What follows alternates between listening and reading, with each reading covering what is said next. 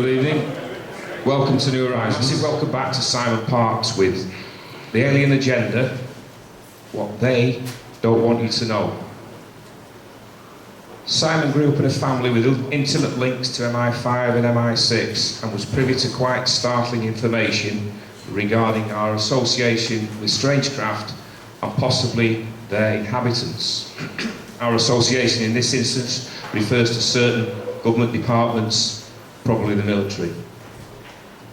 Simon's research indicates high-level secrecy around this subject. Maybe this is for our benefit. Let's find out. Please welcome Simon Parkes. Thank you, Rob. Where's the white line there?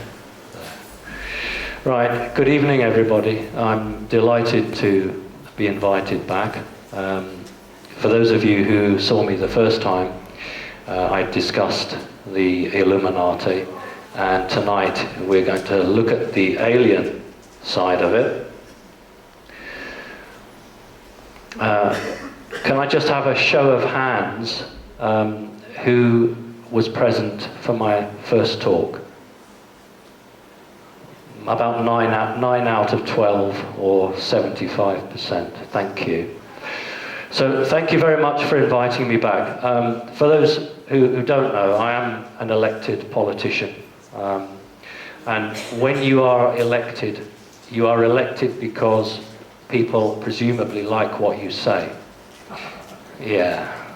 After 4 years or 5 years, you stand again and you're either re-elected or not. And it's actually better when you are re-elected because you are being judged. So although I was really grateful that I was invited here in October to speak, I've been invited back. That means the audience liked what they heard. So for me, to be invited back a second time is actually more important than being invited the first time.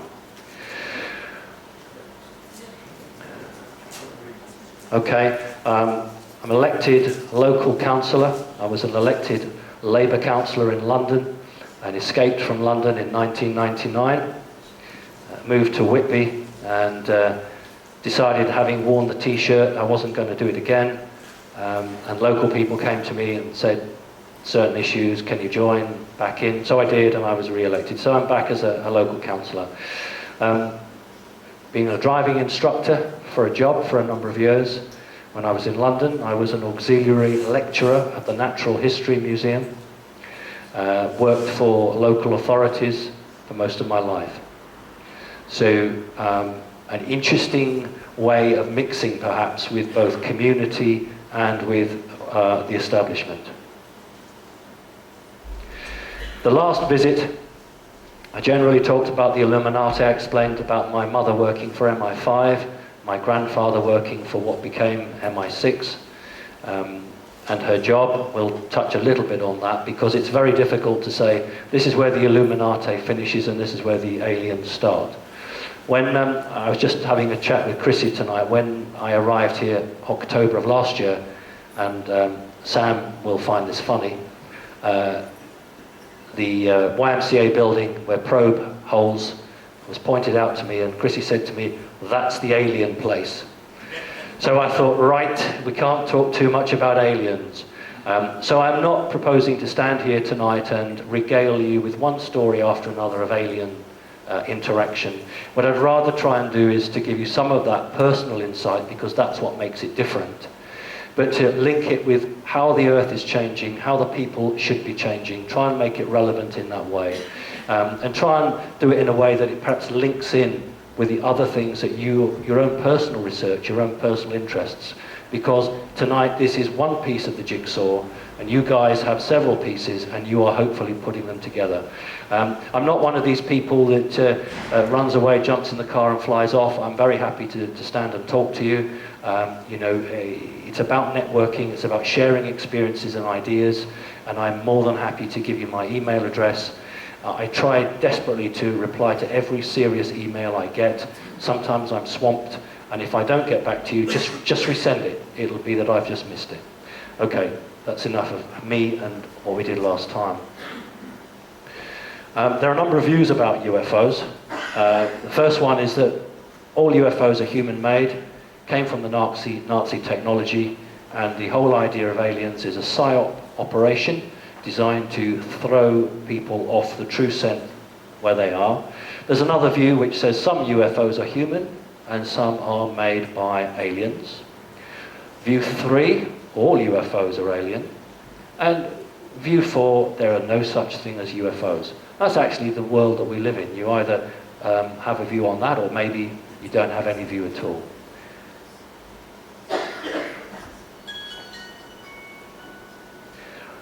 Often I'd say, what actually will happen to make the majority believe? This is a very stable world. Now, you'll say, well, it's not stable because there are wars. Actually, that is part of stability. That's been built into the human psyche. So we live in a very, very stable and predictable world, and people who are not enlightened are quite happy with that world. It doesn't matter whether we're talking about aliens or fluoride in your water or medicines. They don't want to know. This is the world, they're happy with it. So it's a very, very difficult environment for anybody to try and wake anyone up. I'll give you an example of the taxi driver.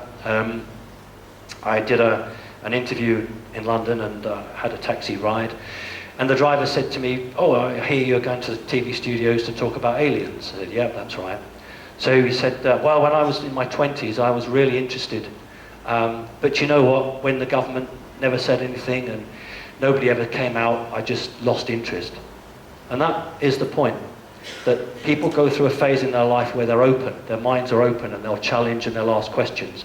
But because officialdom isn't supplying any sort of answers, and they've got the rent to pay, the mortgage to pay, it just goes out. The only way that the majority of people will believe is when a gentleman in a suit goes on the major news and says, ladies and gentlemen, I have an announcement to make. Aliens are real. We're really sorry we didn't tell you before, but you know what? We thought you would be scared and panic, but it's real. That's the only thing that will make people believe. If you sat a spaceship for 4 days above every major city in the world, at the end of those 4 days, people would just shake their heads and said, I must have had too much to drink. They are so conditioned, they wouldn't believe it. But they will believe somebody making an official announcement. Now, that's not going to happen easily, because the powers that be have no intention of making anything public. The only way they'll make it public is when they're dragged kicking and screaming to tell the truth. All right, let's make a list. Who can just shout out different sorts of aliens that you're aware of, either from the internet or personal experience? Greys? Good. One. Pleiadians. Sorry? Pleiadians. Pleiadians? Okay. Nordics.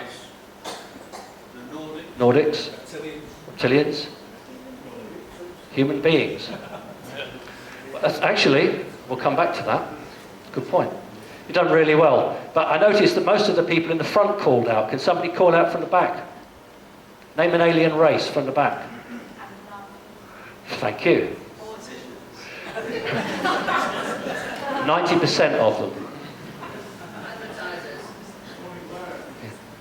Actually, Tony Blair was a member of the Illuminati, and is a member of the Illuminati, and is a Satanist. Right. What about human-bodied, about alien souls? This is your question. You asked me about humans, didn't you? What about humans, but have an alien soul? What's the terminology for that? Hybrid. Not bad. A hybrid actually is the body. We'll come on to that. I'm talking about a human body, but an alien soul. What about 5, 6, 7 years ago, it was quite popular. Transhuman. Do you remember walk-ins, star children? Okay, that's what we're talking about here. A human-type body, but with an alien soul. Carey. Ah, he's very interesting. All right, one question often asked is, what do aliens want? I'm often asked that question. And the problem is that the people who ask that assume there's one type of alien. If there was one type of alien, it would be so easy to answer that. Here's an analogy for you. Let's use a 3D world. You find some oil off some far-flung country. So you go to the Americans and you say, you know, you've got the ship big enough to get us out there to test the oil. Who's good at drilling? Oh, the Brits are good at drilling. We'll get the Brits in to do the drilling. Who's good at optics? Oh, the Germans are good at optics. We get the Germans in to do us the cameras. And what you've got is a group, different group of people, all coming together to actually carry out one job. And to a certain extent, with the alien agenda, that's exactly what you've got. So you've got what we call the reptilians, the mantids, the greys, some Nordics, who are all signed up to a set agenda. Somebody said Palladians, they're not signed up, that's a different agenda. So to answer what the aliens want, specifically the question would be, what does this particular group want? But of course the people who ask that question don't really understand. How do they get here? Well, there are two ways that I'm aware of that you can get here. One is literally what we'd call extraterrestrial, we'll come on to that. That's the tall whites, somebody mentioned the tall whites here. Charles Hall, who spoke at Probe on 2 years running possibly, talked a lot about the tall whites. It takes the tall whites 20 years to get here. About 20 years, because they are using what I consider very, very primitive technology. And they are literally exactly the same as you. So they're not fourth dimensional. And it takes them 20 years to get here, at about 2.5 to 3 times the speed of light. Others are a dimensional change, so fourth dimension. Some of the reptilians are fourth dimensional. So they will come here through a dimensional time-space, and that won't take them more than just a few seconds. Think about it. If you were a living creature as you are, you really couldn't spend 50, 60, 70 years in a spaceship traveling from one place to another. So you have to either identify a system of speed or a system of time to get you to where you want. The other question they ask is, why don't they make themselves known? I'm always asked this by local BBC radio stations. And the answer is because they don't want to know. Because it would hamper what they're up to. If everybody was aware of them, nearly every American would arm himself or herself with a gun and hide under the stairs. Every defence force of the country would feel it was honour bound to do something, and it would just hamper the situation. Added to that, the elite, some of whom are working with some of these extraterrestrials or extra-dimensional entities, certainly don't want you to know, because if you know that, the next question is, what about the technology? And if aliens are real, then who in position of power knows about them? The answer is every major government of the world has a number of people who are fully briefed and fully know it. Recently, again, the ex-minister for Canada, who was a defence minister, he's come back on to be public. So he was a Minister of Defence in a very large country who was fully aware of it. You have leaders of the CIA who know nothing. You'll have people in middle rank, like a major, who will know everything, and yet their general may know nothing. So it's called need to know. The Canadian officer, government minister, said there's 57, 58 races, is that? Yeah, he said that he was aware of 50-something races. But Canada and America don't get on. America does not share a great deal of information with Canada. He was aware of what had passed across his desk. So his own intelligence had told him that there were 50-some races. But if you took America, which is the hub, the spider's web of intelligence, that figure would be considerably larger. Or indeed, the Russians. Why don't they tell us about them? Well, they do, but they do it on their deathbed when they can't be got, or their families can't be got. They'll do it when they've resigned, or they'll do it like me, because I don't care. Extraterrestrial means literally a body, a biological body. So it's a biological body that has travelled here not very long. Like the tall whites, biological, male and female, and have children. An extra-dimensional entity is an entity from the 4th, 5th, 6th, go upwards dimension that has travelled here in a craft that has opened a portal and has dimensionally come through. And you often find lots and lots of people who suffer from radiation sickness, burns. It's because when the craft is coming from one reality to another, there's a blast of energy, and if they're too near to the craft, that's when they'll describe they've got burns down their arms or their legs. And that's just shoddy, because whoever's piloting the craft hasn't done their work properly. An interdimensional entity is an entity that exists between the third and the fourth. I prefer the word jinn, but if you go back to the Dead Sea Scrolls, they're known as velon. And these are beings that live literally between the two dimensions. And the Satanists, the dark Illuminati, the dark magic masters, are able to conjure these Denzians from the interdimensional space through to do their bidding. There's one gentleman here who knows his Bible very well. If you think back to the Old Testament, King Solomon had a jinn, and he called the jinn through with his iron ring, and the jinn helped him to build his palace. In the West, we don't seem to really take it seriously. We look at it on the same way as we would pixies and fairies. But in the East, it's very serious. Those who've read their Quran, not only does it talk about the jinn, it tells you how to get rid of them. What was the other word you used? Velon. And what was that? Velon. Velon. That appears in the Dead Sea Scrolls, and we're talking about the same beings. They have afflicted humanity for thousands of years. Okay, abduction. Abduction is the taking of a person when that person has not given permission.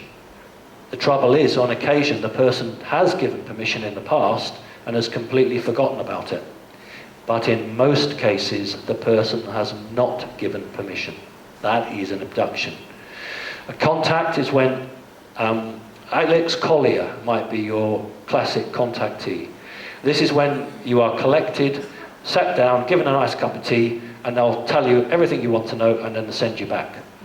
It's a nice, happy way. I'm not, being silly. That's a big difference. Abduction usually ends up with you being experimented on, being harmed, and it being very unpleasant.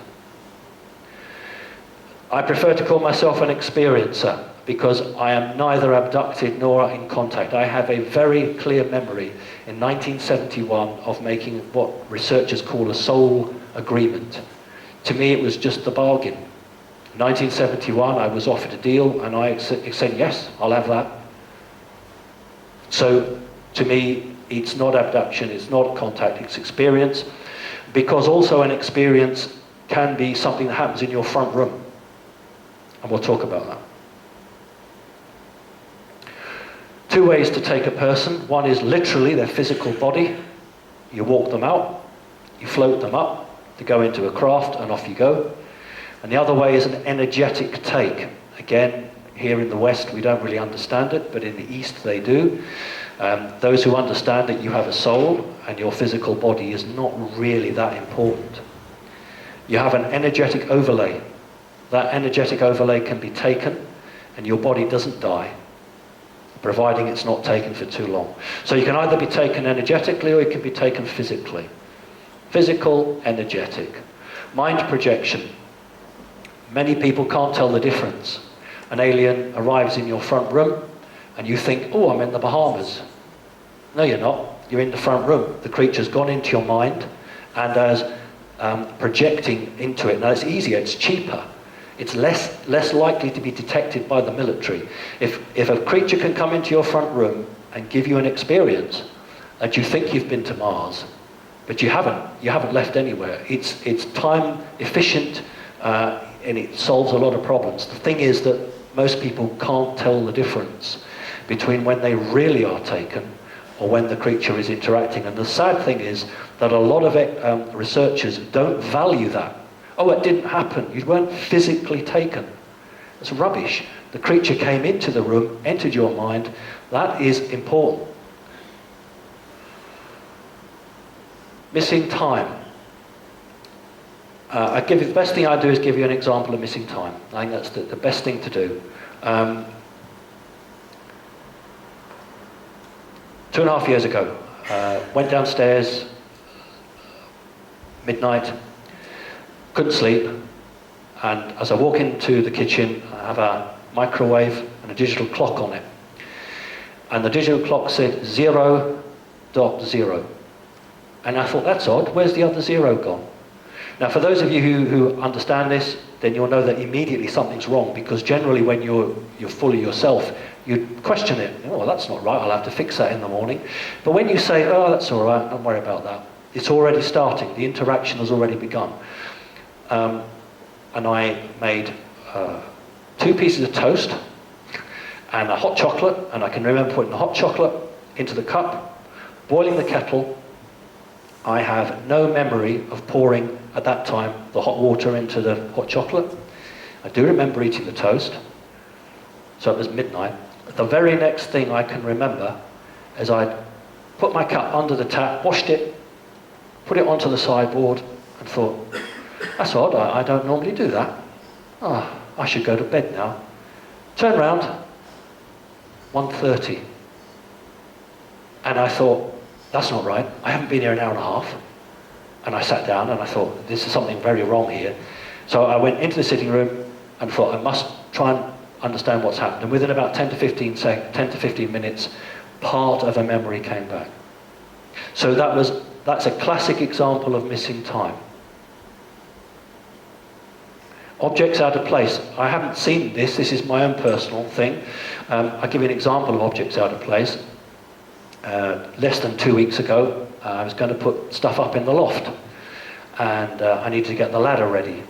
So I love tea, made another cup of tea, and then had my tea, and then took the ladder to get up to the loft. And the next thing I know, I'm 2 landings up. Where's my tea? Oh, I don't know. Dan, where's my ladder? Why was my ladder on a different landing? Why was my teacup somewhere else? But there was no missing time, but it was objects out of place. So sometimes it isn't the time that alerts you to something's happened, it's what you were doing is wrong. So you might find yourself in a different room. When an abductee or a contactee says, well, I was taken and I was dropped back in the garden, that's somebody trying to hold up the program. So that's not missing time as such. When people get put back in the wrong clothes or the wrong room from an abduction, that is because generally the greys are trying to sabotage the program. I'm just talking about when you have a straightforward interaction, and 1 minute you were holding a kitchen utensil, and then the next minute you've got, the jack for the motor car, and you can't work it out. So there's a difference between missing time and objects. Okay, there are 3 questions that the press corps are forbidden to ask the President of the United States at the weekly White House briefing, unless specifically authorized. One's Cuba, but there's an asterisk there. You're not allowed, till recently, to ask the President any question about Cuba, unless the press corps have been told prior to that. You're not allowed to ask about the National Security Agency of America, and you are not allowed to ask about UFOs or aliens. If any member of the press corps asks any of those questions, that press organization is banned for 3 to 6 months from coming back to the White House. Just at the end of last year, there was a lot of kickoff regarding the eavesdropping of the NSA on world leaders, and Obama said he would have a 1-hour press conference on the NSA, which members of the press could come and ask questions. Do you know not one member of the press asked a single question about the NSA? They asked everything but. And that just shows you how controlled they are. Right, when I do interviews for the American media, they always want to know, what do I think about Dr. Stephen Greer? It's so predictable. When I do something for the British, instead of asking insightful questions, they always want to know, what do I think about David Icke? And the big question is, why you? Why are you? Are you special? And you're thinking, you're so backward, you're so primitive, you are so unawake, you are asking these sort of questions of me. What a waste of time. If you've got 15 minutes to interview somebody, try and interview them and get something interesting. Don't fuel your own wars. It's a prisonable offence in America to fraternize with an alien. Although, of course, aliens don't exist. Okay, somebody mentioned Palladian.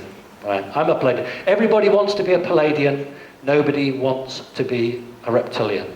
Okay, we talked about a little bit about humans and souls. It's a prisonable offence in America to swim, fraternize, or touch a dolphin unless it's within state or federal approved oceanic centre. Now when you question that, they say, oh, it's about preserving them, protecting them. So yeah, but you can go and buy a 12-bore gun in America and go and shoot a moose. You don't do it for turtles.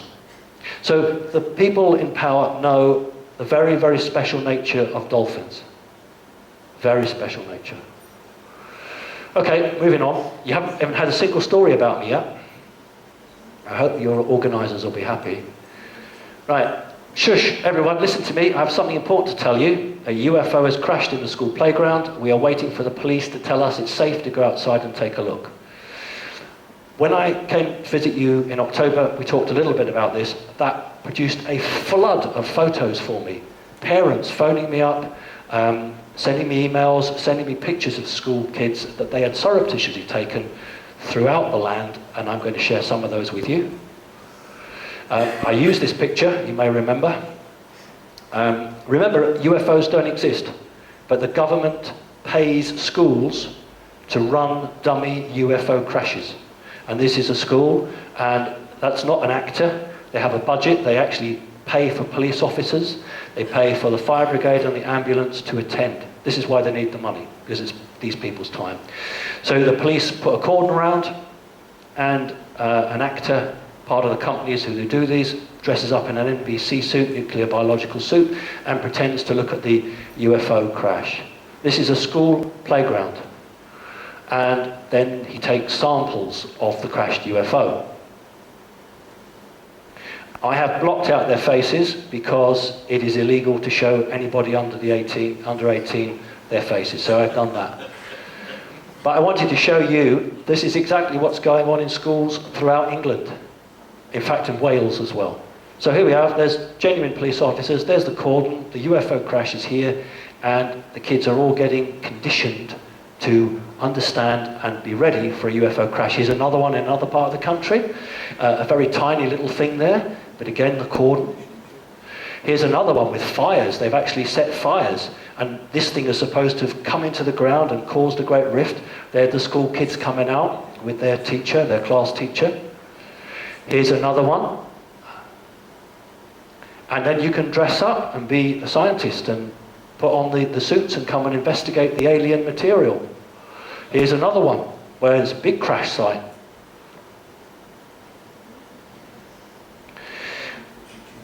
And we talked about why.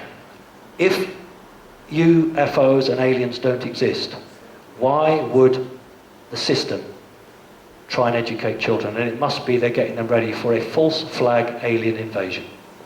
Getting them ready. These kids are 5, 6, 7 and 8. By the time they're 15, 16, 17, they'll be expecting it. Oh yeah, we did that in school. And the difference is that if it's a real UFO crash, you won't be allowed within a mile of it. But if the tape goes around it, and you can all hold hands and come and have a look at this, that's not real. And that's what they're being got ready for. This is interesting. Somebody did a little hard work for me. This is a nursery school, and it's a rug. When I was at school, you had to sit on chairs, but now, thank goodness, it's easier. So 3, 4, 5-year-olds sit on the rug with their class teacher and do whatever they have to do. And this is a rug. And a person I know very well spotted this rug and said, there's an alien on that rug. Oh. And said to the teacher, oh, when you get rid of that rug, can I have it? No, you can't have it.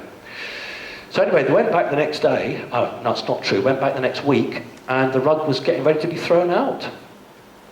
And this person very, very carefully took some pictures with their camera, because they're not allowed to do that. You can see the earth and series of children around the outside. If you look, I'm going to use a laser pointer. Here is a blue tub.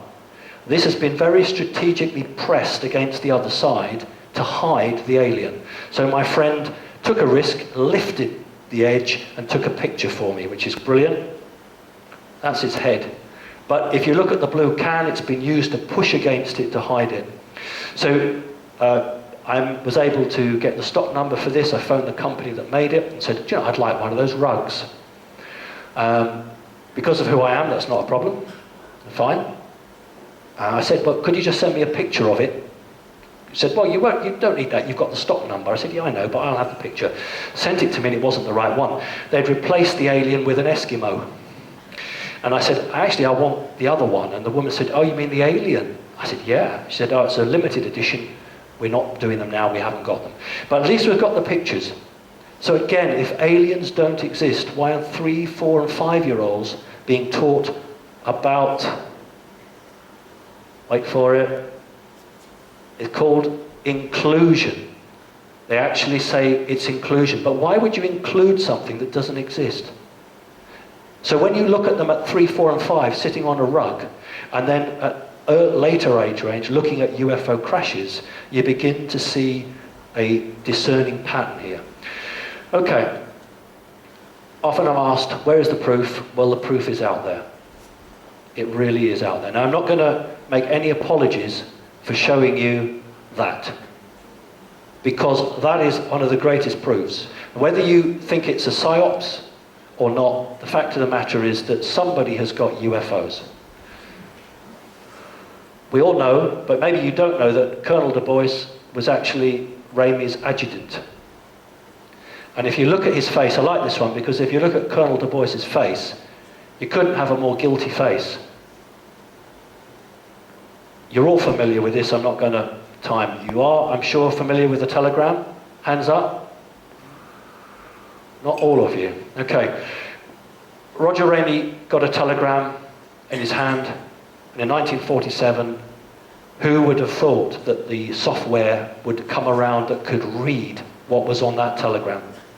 You wouldn't have imagined it. So Ramey's sitting there with a telegram in his hand, looking through loads of rubbish, pretending it's just rubbish, which it is, and he has a telegram, and of course stick it through a software reader and you get the truth. Again, I'm sure most of you are familiar with it. It basically says that they identify a disc craft which has crashed just west of the cordon, and it revert two things. It calls them the aviators, and the aviators of the disc, they are where they will go for, and the victims of the wreck. So here you have absolute proof that something happened. And a good friend of mine, a member of the military, was able to get hold of the lists for the flights in and out of a number of bases, and there certainly was a lot of wreckage that was flown out over a 2-day period. But people don't go and look anymore. They don't want to educate themselves. They're very happy in their own world. There is the proof. It is out there. So if aliens are real, the authorities could never cover it up this long. That's another question. How could you hide it? He did what he did for 50 years, and the establishment knew what he was doing, and they covered it up. So if they could cover up him for 50 years, then goodness me, they could cover up the fact of something much, much bigger, although not to those people and the families concerned, but from a global perspective, aliens coming here. So yes, they have a very clever means of keeping lids on things. Very quickly, want to widen this out now. Who was Wallace? Who can tell me who Wallace was? Who was Wallace to do with Charles Darwin? That's just brilliant, isn't it? Right, Charles Darwin's father was a 32nd degree Mason.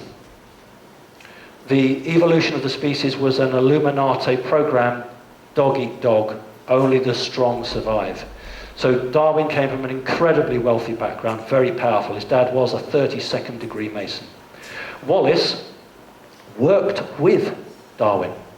Wallace actually helped him to come up with the theory of the evolution of species, but the point was that Wallace said evolution of species works really well for everything except people. Can't work with people. It's impossible. It just doesn't work. But Darwin, of course, his father was a very powerful man. So Wallace, you haven't even heard of him.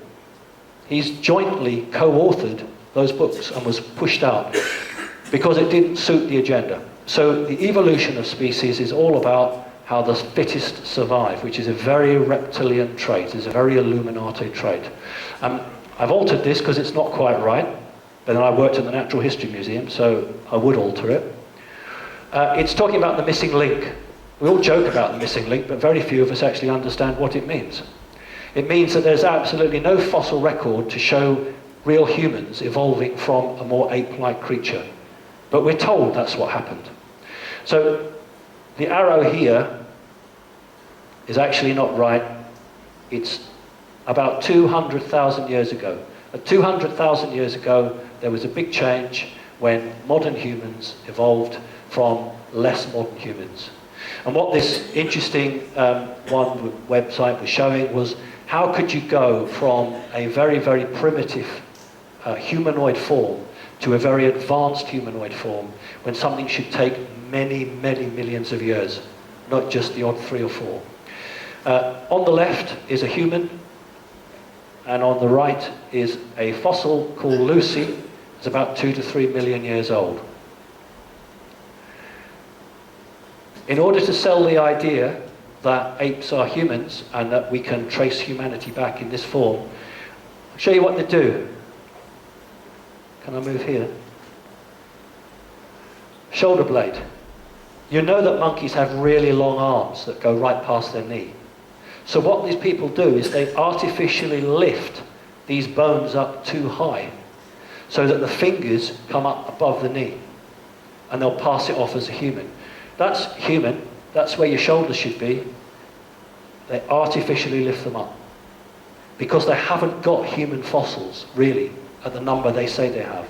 And they say, well, this is a cross between a human and an ape, and it shows how it's evolving. But when you actually look at it from an anatomical point of view, there's no way it's human. But they have to pad out the lie. 1.8 million years and about 1.8 million years. That's the best rendition of the faces of creatures that lived on this planet. That's the best you're going to get at the moment. How did it go from that, 1.8 million, 1.8 million, to that? Now, this gentleman, if you put him in a suit and a trilby hat, popped him down to the local supermarket, he'd probably get away with it. The other two wouldn't. Yet within a few 100,000 years, impossible from an evolutionary point of view, this came about. What caused the revolution? That's what we call a pebble tool. That's what we call a hand axe. If you're interested, I brought some for you. These are genuine. This is made about 1.7 million years ago. It's from Africa. And this is made 1.6 million years ago. How did it go from that to that in 100,000 years? It's not technically possible. But it is possible if someone is mucking around with your genetic material and changing and altering you. That's how it's possible. Okay, here we go. My turn. The shadow beings, sometimes called the shadow people. Anybody seen what we would call shadow beings? Who's going to be brave and put their hands up? All right. Maybe you've seen them and you don't want to put your hands up. I fully understand that. They're not very pleasant creatures. On the Wiki Encyclopedia, I'm sorry it's not so good. When I did this, I had no intention of doing a talk about it. I just printed this for my own sake. On the right-hand side is a guy, and on the left is somebody's rendition of what they thought they saw. Here's a better one. On the left is called the Hat Man, on the right is the hooded figure. These are shadow people. Now I'm going to show you the drawing that I did about 4 years ago when I was a child. Take a very close look at that. When I was 5, 6 years old, I just called him the Smoke Man.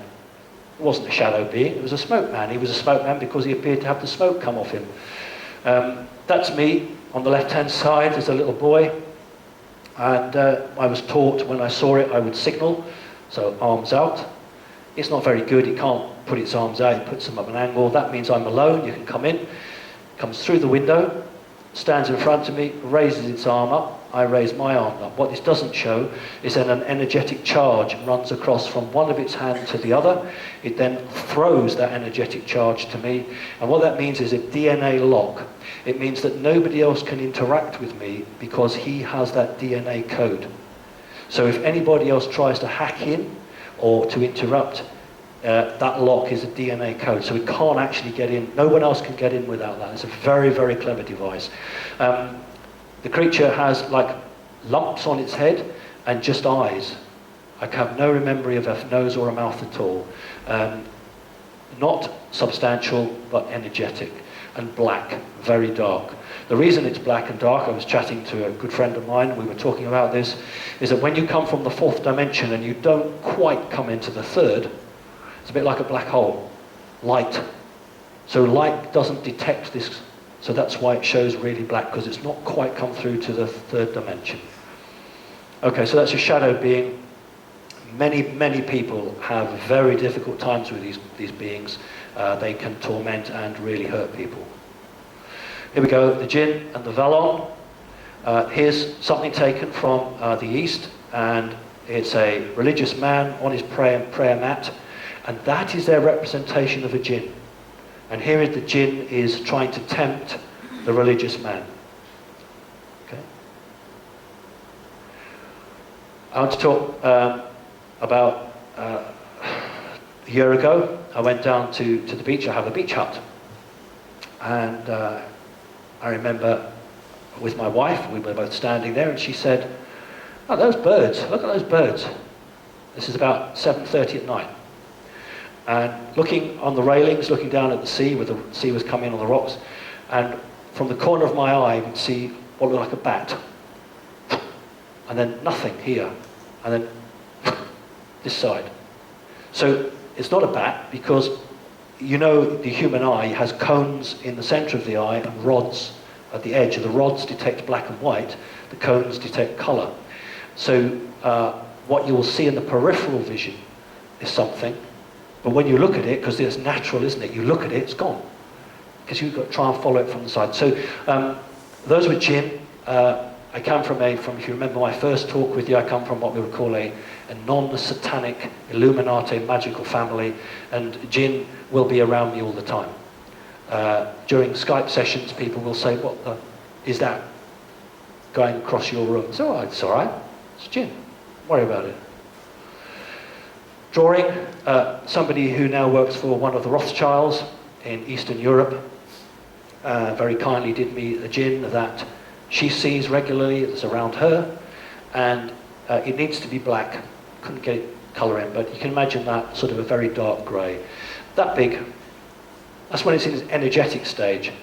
And we're not doing the Illuminati talk, but if you think about Peter Pan and Tinkerbell, if you've read any of that, Tinkerbell is a jinn. All right, 1971, very quickly, this is on YouTube, so I'm not going to go over it too much. 1971, I was 11 3/4 years of age, and I had my 2-day experience with a UFO. There it is, it's a teardrop, silver, no windows, no sound, and I can remember the sunlight reflecting off the beautiful silver of this surface. And it was the most beautiful thing I'd ever seen, absolutely beautiful. And I wasn't on my own, there were 5 kids with me. And this is the deal. Again, I'm not going to belabor the point because it's on YouTube and I'm sure you've all seen it. And he says to me, "Would you like to be like us, to have knowledge and understanding, to know the past, I beg your pardon, to see the future and know the past, to have power and I'm so fascinated about knowing the past and the future that I shout out, I should use my mind, but I didn't because I was so excited. So instead of, using my mind, I use my voice, say yes. And he immediately says, "Then come with me." And his hand drops off my shoulder, takes my hand and leads me away. That's what researchers call a soul agreement. And I'm privileged to be allowed to remember that soul agreement. It's very important because you can use your soul agreement to escape them if you wish. That's why so many abductees do not remember their soul agreement. Because if they remembered their soul agreement and they've been tortured and hurt, of course they would want out. So to me it was the bargain. I was 12, that was my bargain, fine. And that is what researchers refer to as a mantid. To me, it was mum. Mum. When I was perhaps 2.5, 3 years old, I referred to it as mother. And I was very, very confused, because how did I have two mothers? I had this one which said, I'm your mother, and I had my human mother. And so my biological mother said to me, the very, very first word I said was daddy. And for 6 months I called my biological mother daddy. And of course she wasn't my mother, because that was my mother. And I realised as you get older you can't do that, because it causes aggravation and upset. So I learned to play the human game. This is a mothership, for want of a better word. I use that word because that's what humans would call it. This is a mantid craft which is looking into human timelines. When you are born and when you die, you have a timeline. You exist. Let's just talk about this one reality. You have one timeline. If you want to be contacted or abducted, then it isn't just chance. This is project management on the nth degree. So they will come for you at 2 seconds past 2 o'clock. And they will spend 30 seconds with you, or 50 seconds, and it has to be all project managed out. The guys on the front here, they're actually flying the craft. There are no poles holding the seats up. They are meant to be floating in the air. That's exactly what they're doing. These are viewing screens, and they are square. It's about one of the few square or oblong things you'll find on an alien craft. Most things are round or curved, but their viewing screens tend to be oblong or square. So they're flying it. These ones here are coordinating the information which is coming from the lower deck. We'll have a look at the lower deck in a moment. What I've tried to do is to draw the craft to show you how the power, the whole ship acts as a lifting body. It doesn't work like an aeroplane. The whole craft, some people refer to it as alive.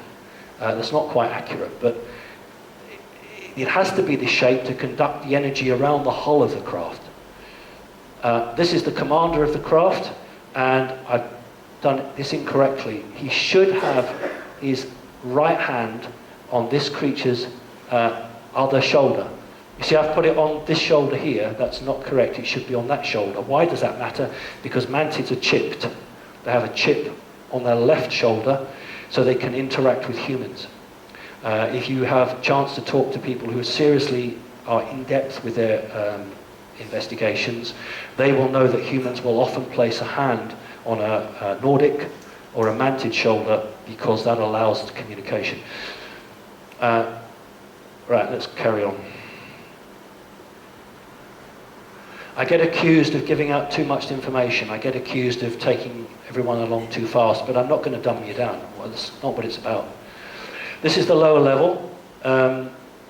What you've got here is these guys who are sitting, operating everything below this line.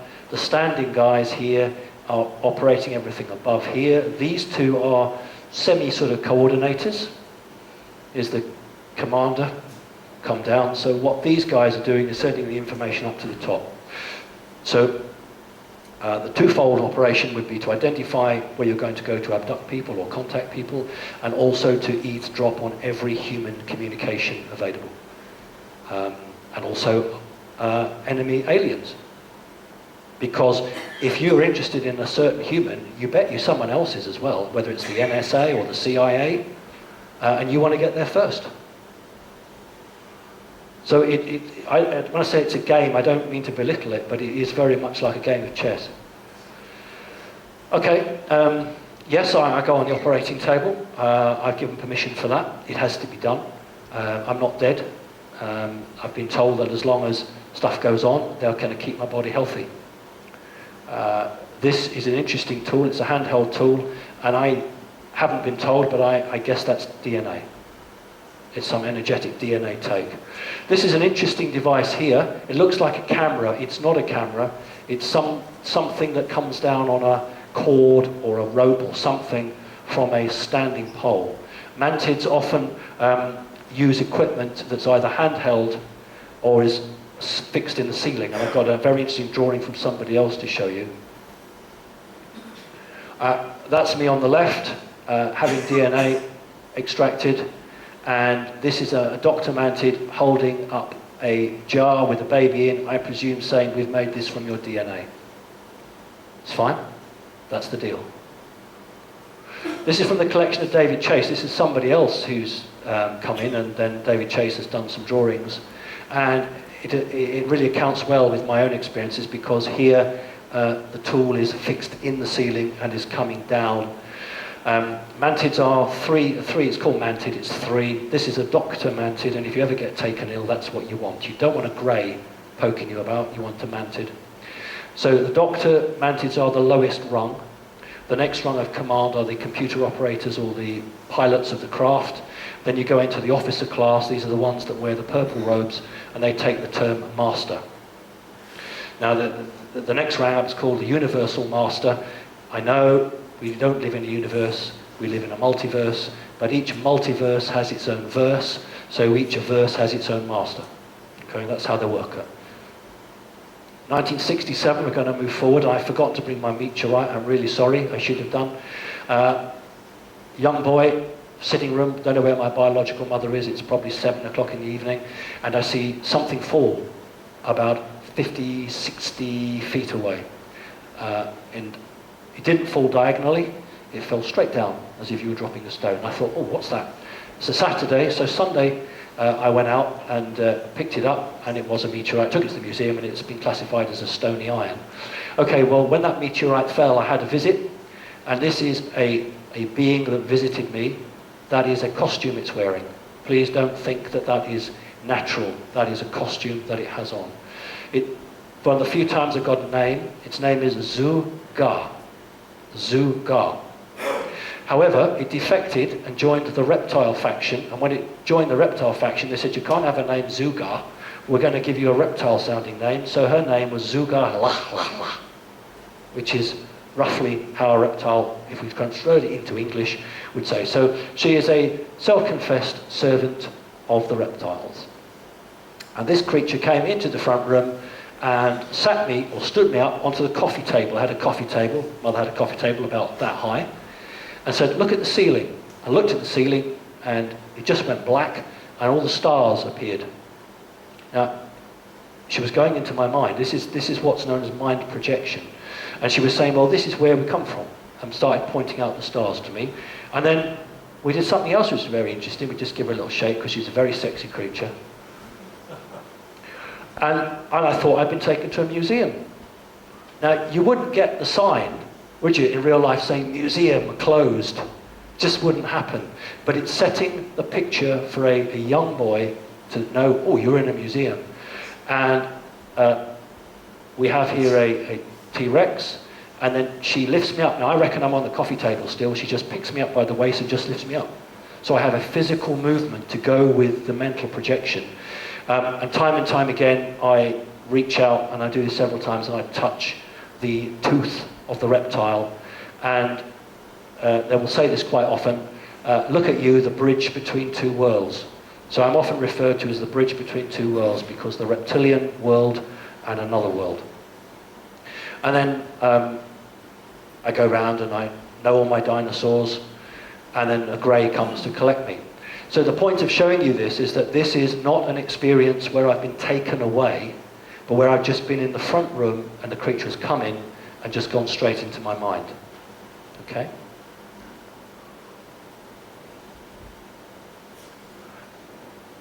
I couldn't resist putting this in. That's my white cat, Snøstrana. He's a Norwegian forest cat. In 1971, when I had that experience, I was shown fossils in a cliff. Prior to that, the day before that, I was collecting coins, stamps, and matchbox tops.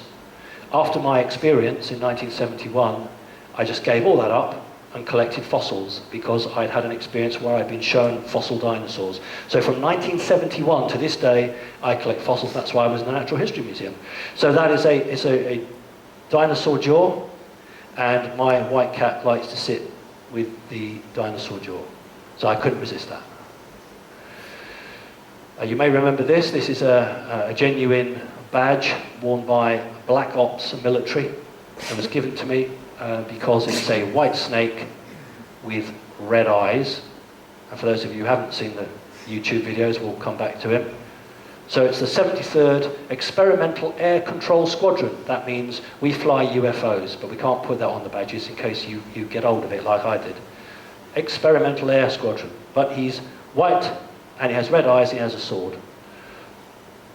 All right, this is fairly well known, but it's very important. It's my life, and it's important to me. On the left-hand side, that's before I had initiation into a draconis reptilian culture. And on the right-hand side, probably 6 months later, no longer this happy, smiling, carefree boy, but somebody who sees a lot, knows a lot, and has been completely changed. Not hurt, but just changed. Very lucky to have these pictures. Famous one for me now, it's becoming famous, gone around the world. 1965, I was asked would I be a page boy for friends that my mother worked with, choose my words carefully there. And I initially said no, and they just couldn't understand how a 5-year-old boy could dictate to his mother what he was doing and what he wasn't doing. So anyway, I did agree to it simply because I understood that being a page boy was a very important point. You had a ritual, and those of you who know anything about reptiles know that ritual and ceremony are extremely important. But when you are taking part in a reptilian ceremony, you do not smile, because they don't smile. They can't smile. They have no need for smile. They don't have emotions. So that's why I am straight-faced, and it was really embarrassing. Those are the two bridesmaids behind, and it was like, God, can't you get him to smile? And my mother, biological mother, said, well, if he doesn't want to smile, he doesn't want to smile. I can't make him. That is why I look like that, because that's the way you have to be when you're in a ceremony. Obviously, as I got older, then, 2 minutes. There's a good point here. Prize for being a good page boy, the family sent us to Butlins for the week. And mother came up and said, take a picture of you in Butlins, and asked me to smile. Now, a researcher said, oh, you poor traumatized boy.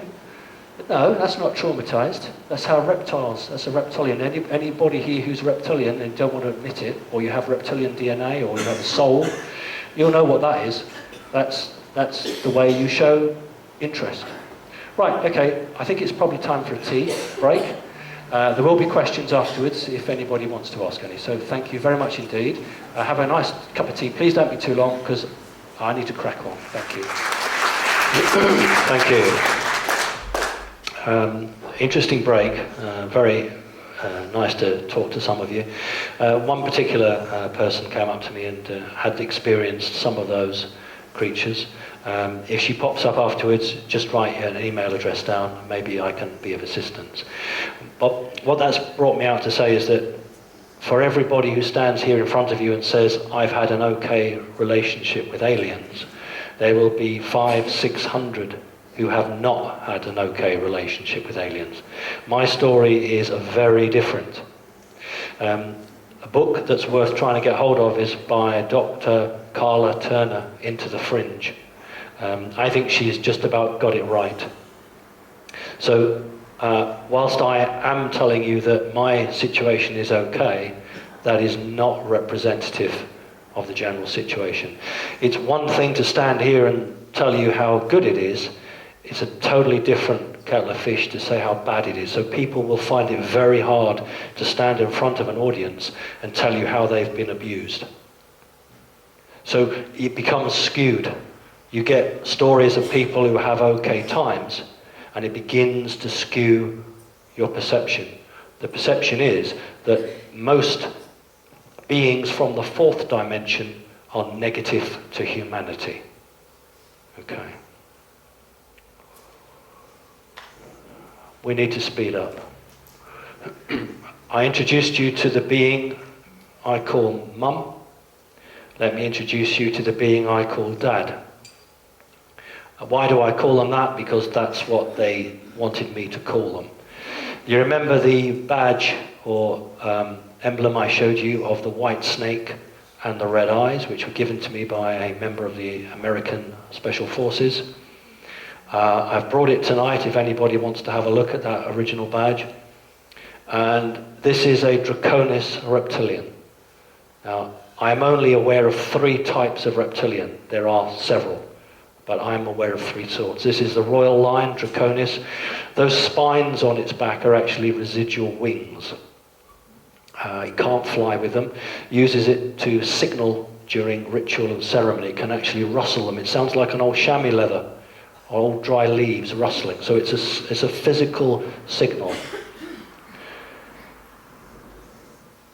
So that's the creature I refer to as Dad. This took about 6 months to draw. A very helpful guy in America, an artist, reconstruction artist, would send me a drawing, an email. I would say, no, you've got the hands wrong, send it back. And this went back and forth for months, and this is the one we've got. And I'm very proud of it because that's as damned close to it as I can remember. Originally, when I was very little and I drew the wings much bigger because as a small boy, that's the thing that, takes all your eyes, but realistically, that's more like the wings. Mission patches, I always show these because people again say, where's the proof? These are the mission patches that the American Special Forces have. And this is peace through light, and is a laser beam firing at a rocket. Well, the general public would be absolutely astounded to know that there are energy weapons. We'll call it a laser beam anyway. But that's not why I'm showing you. I'm showing it because there's a snake. Of all the animals or the images they could show you, they've used a snake. And on the left-hand side, we have a grey and a B-2 stealth bomber.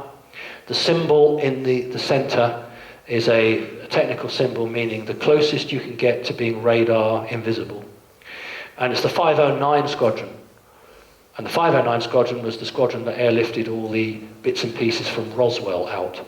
So they have an official badge with an alien grey for the same squadron in 1947 that airlifted all the refuse and the dead bodies out.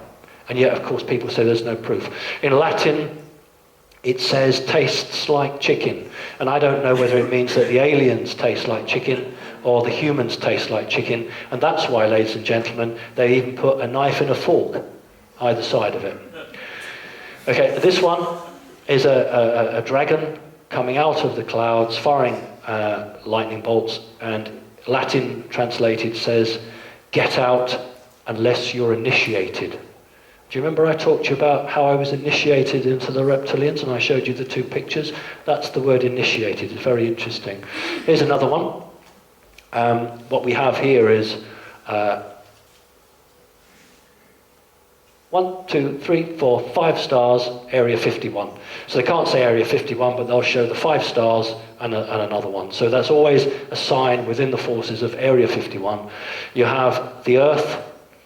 It's not so clear here. There's a snake here and a dragon. And in Latin, incredibly, incredibly ominous, says, all your underground bases belong to us. That's what it says. All your underground bases belong to us. I don't see a human on there at all, actually. Here's one. Never before, never again. That's the translation. And we've got 1, 2, 3, 4, 5 stars on the left-hand side. More ominously, we've got 3 snakes guarding the earth. I'm going to use the word guarding the earth. So it's snake after snake after snake on black ops projects. We'll come back to this one, Knights Templar. This is the NRO, National Reconnaissance Office. That's the secret department in America that uses all the spy satellites. And they have a Knights Templar defenders of the domain. That's very interesting because Greys, when debriefed in Area 51, refer to the land as the domain. But unfortunately, that's not an alien necessarily. We'll come back to that. The grid is very interesting. Has anybody researched the alien Hat Man? The alien Hat Man. Okay. This is a guy who worked for the NSA, National Security Agency, and his job was to pass exotic material to contractors in the private sector to do with what they wanted. He actually worked for Boeing and a huge number of organizations. He's very, very anti-alien. And he has come up, this is not a joke, this man is not a fool, he is your business. He's come up with a velostatic hat, which he's made himself. He doesn't ask any money for it. The people who are being abducted and want an end to abductions, he makes this hat, which they then wear. There are children in Britain who have special dispensation from their schools who wear his hats. And they have to be worn 24/7. And we'll talk about how they work. But this man phoned me at home from America and said, I hear you're a driving instructor. I said, yeah. He said, do you know about the woman driving instructor in Britain who's giving driving lessons to alien hybrids? I genuinely didn't know about that. No, I don't know about that. And he said, well, what's happening is 2 o'clock in the morning, they're waking this woman up, she goes out, she gives these hybrids a driving lesson and comes back because, as I'm sure you'll know, they are trying to integrate hybrids into the human society. Well, I didn't know about that. And that was all news to me. We had several conversations. I think it's about 5 or 6 hours difference between us. And then I made the mistake of saying to him, you're still in the military, aren't you? And at which point he never phoned me back again. So I got to assume the guy is still active in the National Security Agency, but that's fine. And here he is. His name is Michael Meakin, and you can find him on the internet. And if you genuinely have abductions by greys, then he might help you. Only greys. We'll talk about why that is. There's the man making the alien hat. There's a guy who wears the hat. And there's a girl who goes to school, and she's over 18 now, that's where I can use a picture. And she has a normal cloth cap over her special hat. I want to talk about it because it was very interesting. He phoned me up and said, oh, you're a driving instructor, and you know about this woman. About 3 months after that, I had a friend of mine saying, oh, there's somebody looking for some driving lessons. Would you be interested? Yeah, of course, it's a business. Of course I'm interested. Got this person's address, lived in a village about 7 miles out of Whitby. Arrived, the woman's actually outside, fine, in she gets. And as soon as this woman gets in, I'm looking at her and thinking, well, you're not human. Absolutely not human. Because you think of your archetypal hybrid head. And I'm very pedantic. I'm talking about human alien hybrid. Because I've seen non-human hybrids. Don't just think that humans are hybridized. So we're talking about a human with what we'd call grey DNA, genetic material mixed in. So hair falling out, give you good, very white hair. She's only about 40, but very sparse, falling out. Eyes, very almond-shaped. Very high cheekbones, and the back of the head, a bit like you get the pharaohs. Quite. She gets in, chatting away. Okay, let's see what you can do, drive. And we've been driving about 15 minutes, and she just turned to me and says, do you know Dr. Stephen Greer? To which I say, well, no, I don't, but I know of him. So she wants this conversation about oil and free energy, this, that, and the other, and I'm trying to teach her to get out of second gear because she's making my clutch go. So she wasn't a particularly brilliant driver, but she wasn't too bad. But the point I'm making is this bit as a classic example of where the difficulty to interact these people. I'm going to call them people because they are people. She says to me, can you drop me at the co-op? I'll do some shopping. Fine. Okay? Got her to park up nicely. This is the point that a pupil would normally pay me. Back then, I only charged £15 an hour because I'm not greedy. I actually just want to make a living. £15 an hour is really good. Didn't pay me. Okay, right, fine. She gets out. You can do that in a black cab in London and, you know, to go berserk. So I got out, chatted to her. £15. Now, you all know what £15 is, don't you? It's a £10 note and a £5 note.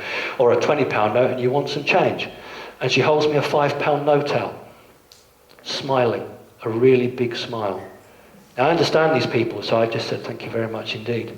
Took the £5 note. Because they have no concept of money.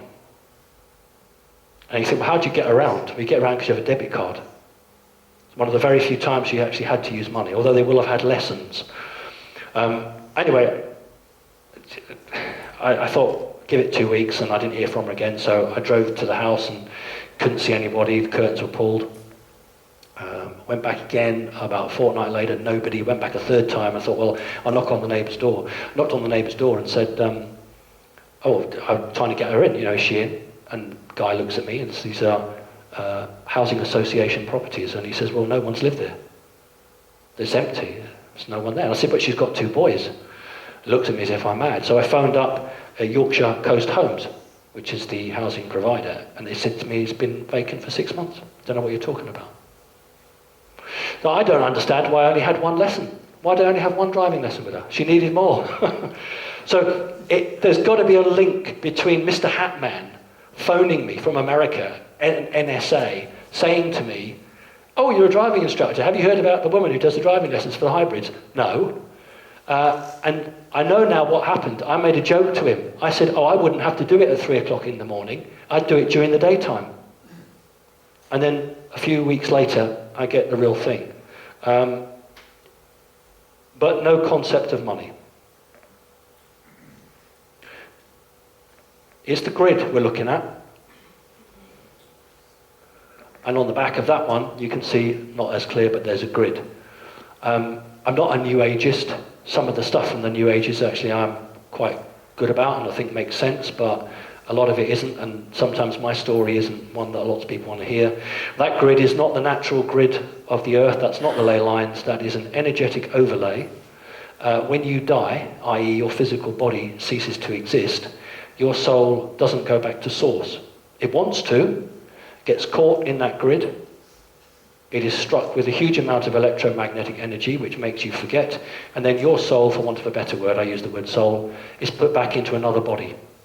And only sometimes when the process fails do you have what we call memories of past lives. Time and time and time again, souls are recycled on this planet. That's why that guy there stands there with the sword, because that's their domain. You're not getting out. That's a prison. This is a prison planet. I'm sorry, it's not a nice thing to say, but that's my view, and that's what's going on. And that's why on the Black Ops badge it's exactly the same. It has a grid around it.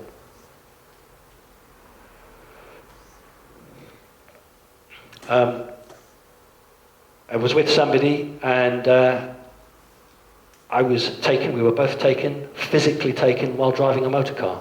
I couldn't tell you how they did that. I have no clue.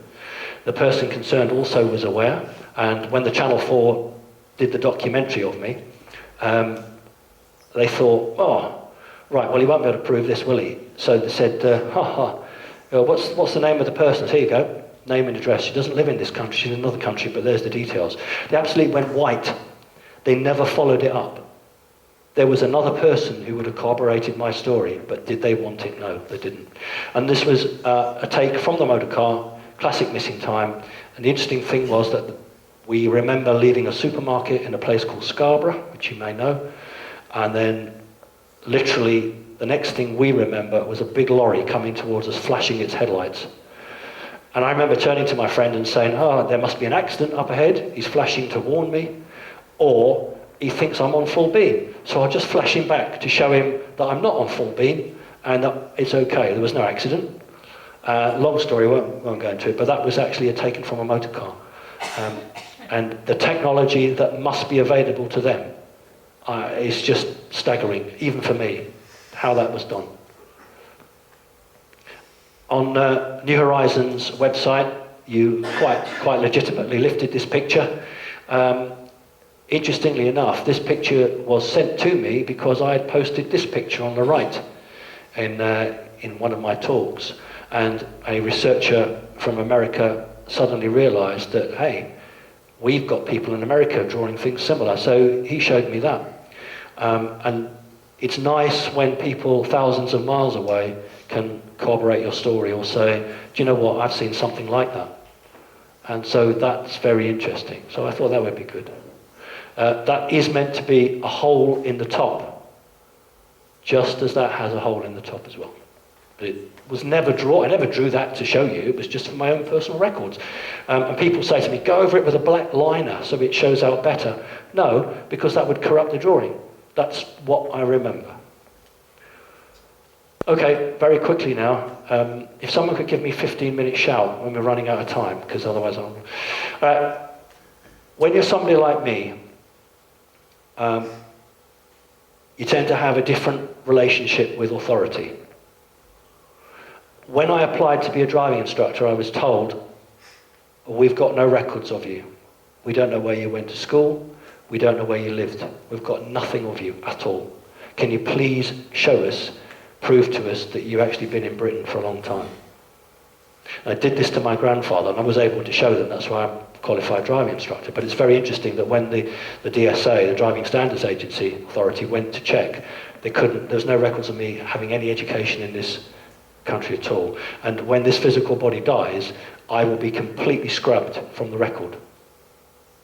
That's what they do to people like me. Right, I'm going to give you 5 examples, because if I give you one example, you'll say, yeah, but that could happen to anyone. 2 examples, so I'm going to give you 5.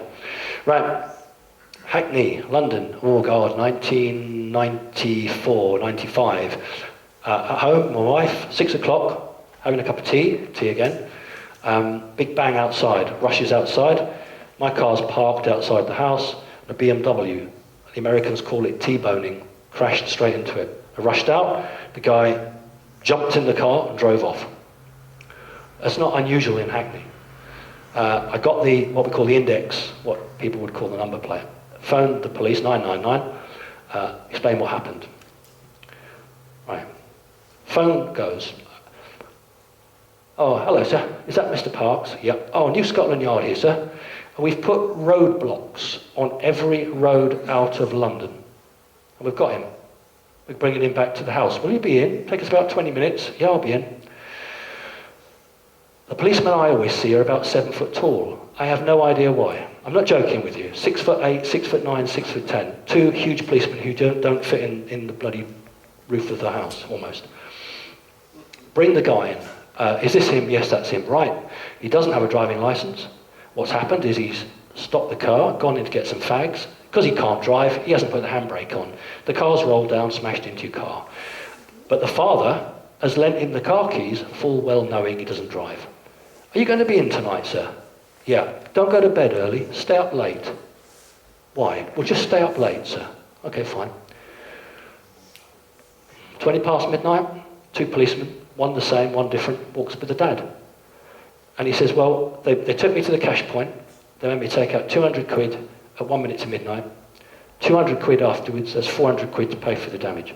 So he gives me £400 and the policeman arrests him and says, right, we're arresting you now. So that's car damage in London. I pay my taxes, and that's the sort of service I would expect everybody to get. We'll get some more now.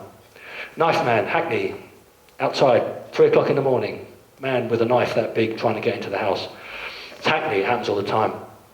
Phone the police, 999. Man out there with a knife, right.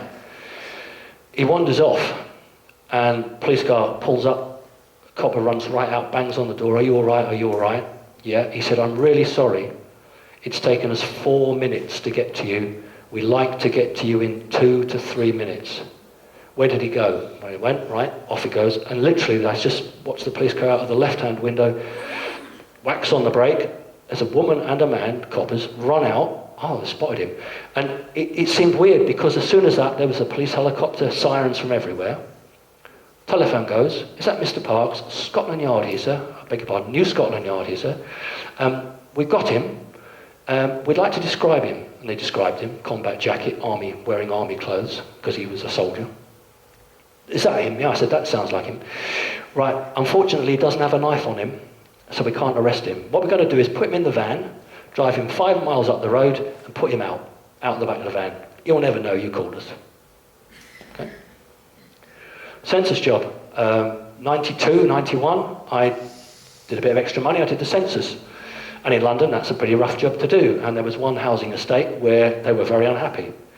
So I thought, I'm not having that, because if I don't get the census done, I was young then. Sod the census now, but I wanted to do it. And I thought, that's not fair, because, I want to call on these people's houses. So I went to the police station, Ladywell police station in Lewisham, and they said that, I'm trying to do the census, and these people are being very unhelpful. So the sergeant sort of said, what are you wasting my time for? We've got better things to do than that. What's your name? Took my name, took my details. It's always the same case. They go and check, I don't know, it's some national insurance number or what have you. came straight out, said, hang on a minute, sir, 5 constables and him, the sergeant, get in the van, we'll do it now. So 5 constables and the sergeant and me and my girlfriend at the time who was doing it, in the van, drove round to the housing estate, and coppers all came round to the door. Do you know what? We've never had 100% ever before from that block. That's not normal, is it? But at the time it was great. Flowers, okay? I devote a lot of my free time to, I don't like the word, it's the real word though, to deprogramming people who have been traumatized by Illuminati, dark magicians who have fractured personalities, and I don't charge. All they have to do is either get themselves to me, if they can't afford to fly to me from all over the world, and then I'll Skype. It takes a much longer time to do it by Skype. These were a mother and a daughter who came to me from Canada because the daughter had a djinn put into her. And they had literally just been in my front room for about 20 minutes and the doorbell goes. Open the door. There's a boy about 14 years of age, and again a policeman about 6'10" behind him, and the boy is standing there with 3 wilty flowers in his hands. So I look at the boy, and I look at the policeman, and the policeman says, this boy's got something to tell you, sir. So I said, yes. And the boy said, I took these flowers from your garden. And the policeman said, I was on patrol, I saw the boy take the flowers, I spun the car round, I've grabbed him, and I've brought him up to you. So I said, it's a very naughty thing to do. Do you want to keep the flowers? Yes, please. You can keep the flowers. And I tell you what, there's a couple nice ones there, why don't you pick them and take them as well? And the policeman wasn't going. So I said, would you like to come in? Yes, please. Came in, and the 2 people who come from Canada, both standing there. The sergeant comes in, looks at them, and says to me, well, I'll be on my way now. And the 2 people said to me, do you know what? And he just couldn't wait to see us, could he? Salesman, guy going from door to door, trying to sell scrap metal. I didn't like the look of him, not because I don't like people who sell scrap metal, but he had a whiff of the CIA about him. And so I didn't phone 999 because it's not an emergency, is it? You wouldn't want to waste public money. So I phoned the non-emergency number. 4 to 5 minutes later, sergeant and a constable at the door. You all right, sir? Yes, I'm fine. It's just this man. We'll have details of him. Attempted break-in about 7 or 8 years ago in Whitby. Smashed the window at the front. Phoned the police. Shock horror. They were 5 minutes to get to me. And the very first thing the copper said to me was, I don't want you to think we've only just arrived. We've had 3 cars sent, and the only reason I've come to your door now is because we just tell you we can't find them. So he said, have a look through the bits of glass. If you can find any blood, give us a shout, because there might be DNA. He said, I can't look for it because I don't want to put my DNA on it. Off he went. I thought, oh, it's not going to happen, is it? Look through, sure enough, piece of blood. Oh, great. Let's see how good they are. Phone the police. Now, I'm not joking to you.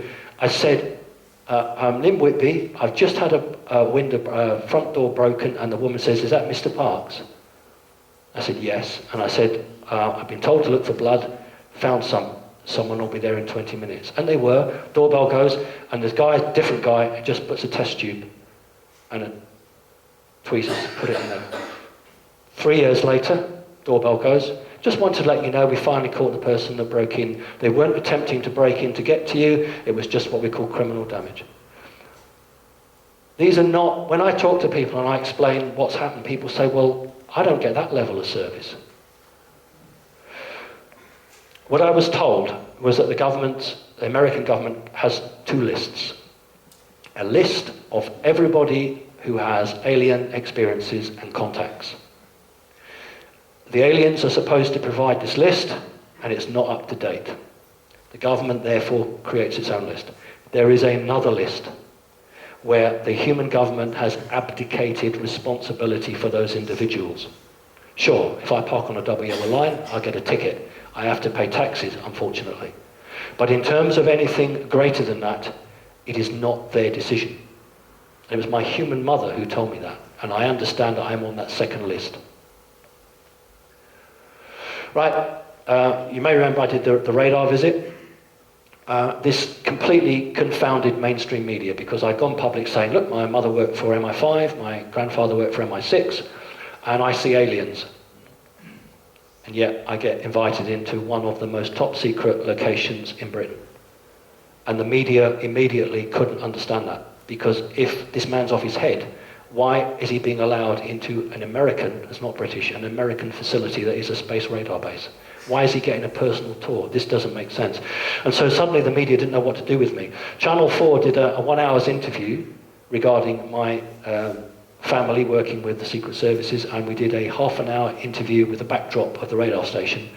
Channel 4 told me they got a phone call from the Ministry of Defence telling them to pull it, or they wouldn't be allowed to do any of it. So they pulled it. Once I did the radar base, suddenly all the BBC radio stations didn't want to interview me anymore.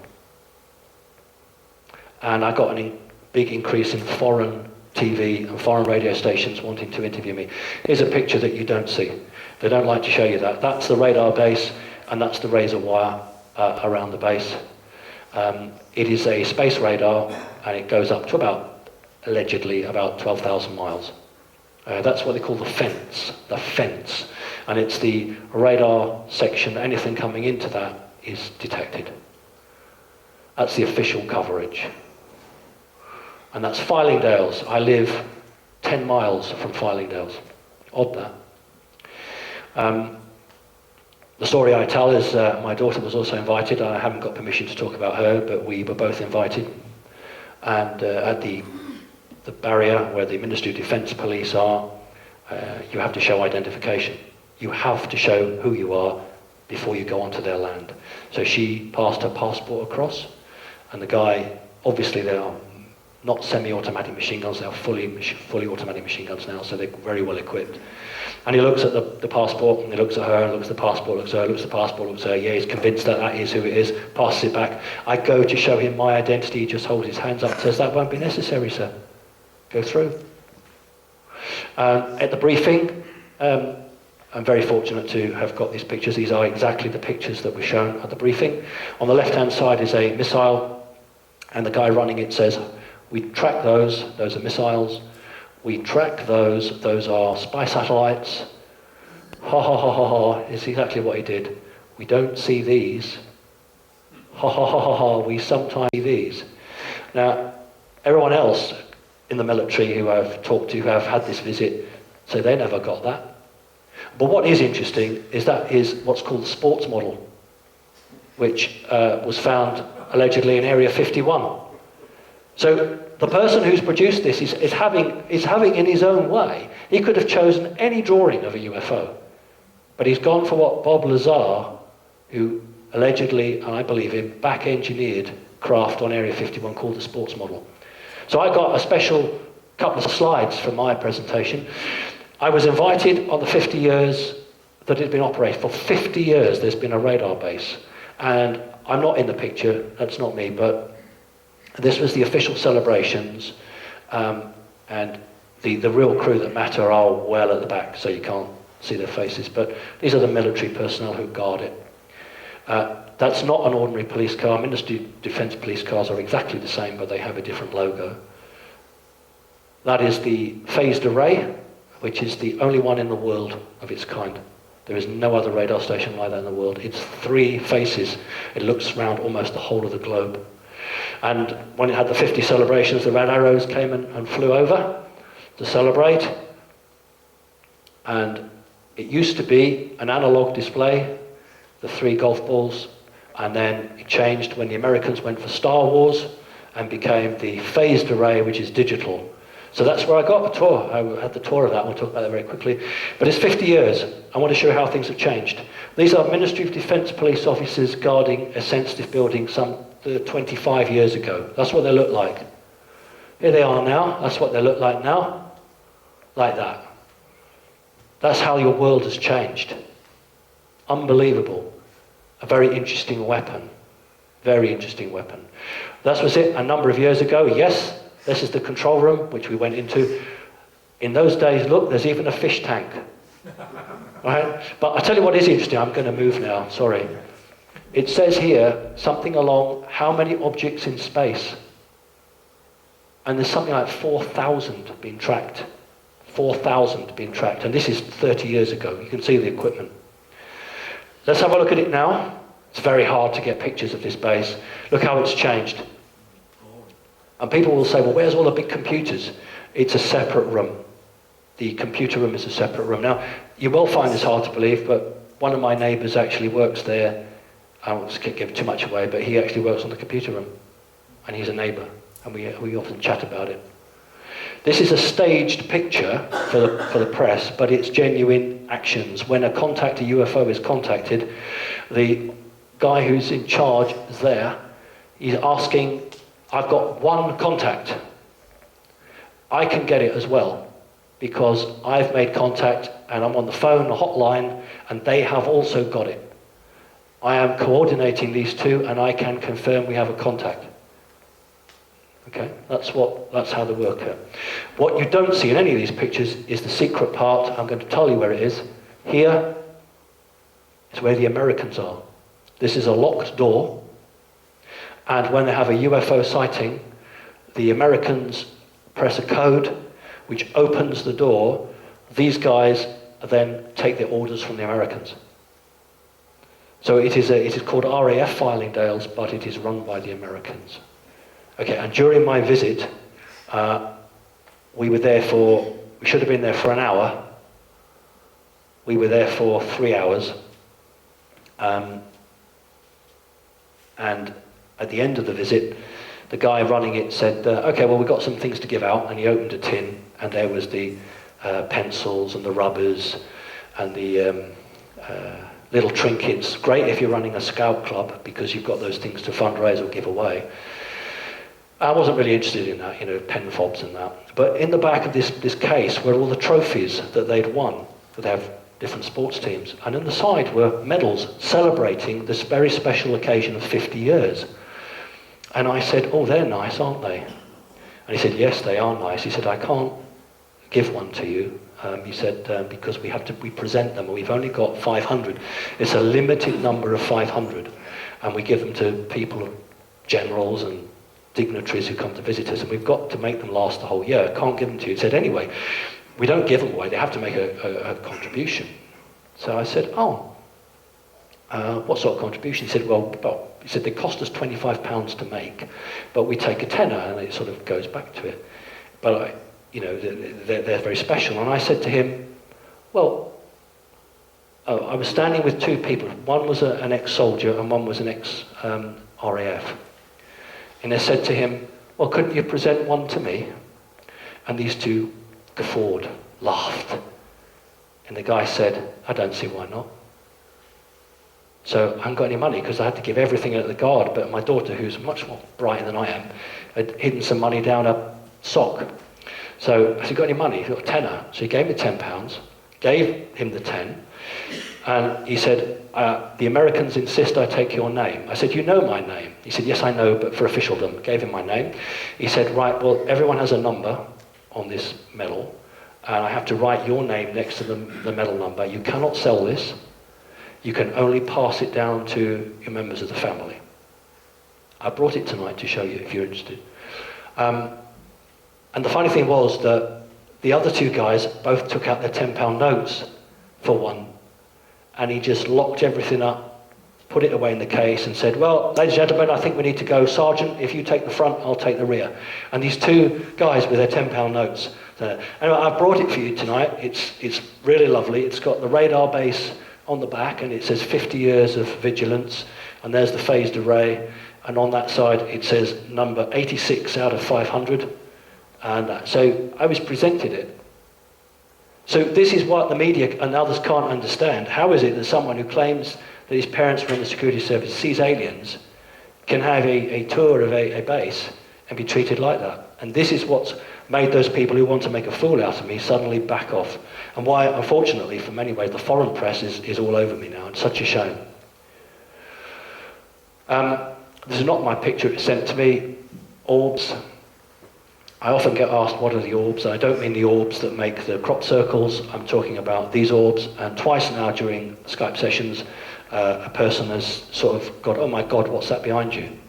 And of course, I invariably look the wrong way. And orbs are the consciousness of another entity entering your third dimension, I beg your pardon, our third dimension, simply because we're more dense. And when you project pure consciousness into a denser form, it will make it into a circle. So somebody is popping in and observing. It's not like a jinn or anything like that. That's somebody of a higher being zooming in, using his or her consciousness to come and visit you. So if you have orbs, somebody is taking an interest in you. Okay? And that's a genuine picture. It's not a lens flare, that is an orb. And you can see them because they are manifest in a 3D world. Sometimes people won't see things, but the camera will, and that's because it's phasing in and out between third and fourth dimension. Genuine, you've all seen it, but I just want to tell you that is a genuine craft. I'm not saying that's an alien craft. If we expect a false flag alien invasion, these are the craft that will be used. These are first generation back engineered craft. They're grey, small grey, not tall grey. And these, if they're going to try and do a false flag, these are the craft they'll use. Okay, so just be aware of that. This is sent to me, it's on the internet now, I published it and everyone's got it now on the internet. This is a picture sent to me of an alien coming down an ordinary stairway from an aircraft, having a high-ranking meeting with somebody in the States. And it's taken on a very, very long photo lens, specially adapted for nighttime. It's been enhanced. And it's available now, you just get it on the internet, because why do we keep things secret? On the left-hand side, a artist's rendition of a lion being. I don't want you to think of a lion in a zoo, that's the name they're given, because their ears are about half an inch higher up than ours. Very human. Longer face, look like a bit like a red Indian sometimes. And this is a drawing from a book. And on the right-hand side is my drawing of what I've seen. And the being makes a sign, which is an Illuminati sign, but it's the sign of the Great Pyramid. And these beings had a very important hand in the building of the Great Pyramid. We haven't got time to talk about the races, but perhaps next time I might. Our talk is drawing to a close. I can't say goodbye without talking about the birthday card and the interview. You may have seen the interview. I was on the morning breakfast TV show last year with Philip Schofield and Holly Willoughby. For small groups who are starting up, I don't charge. I only charge my fuel. For a bigger group like yours, I do charge something.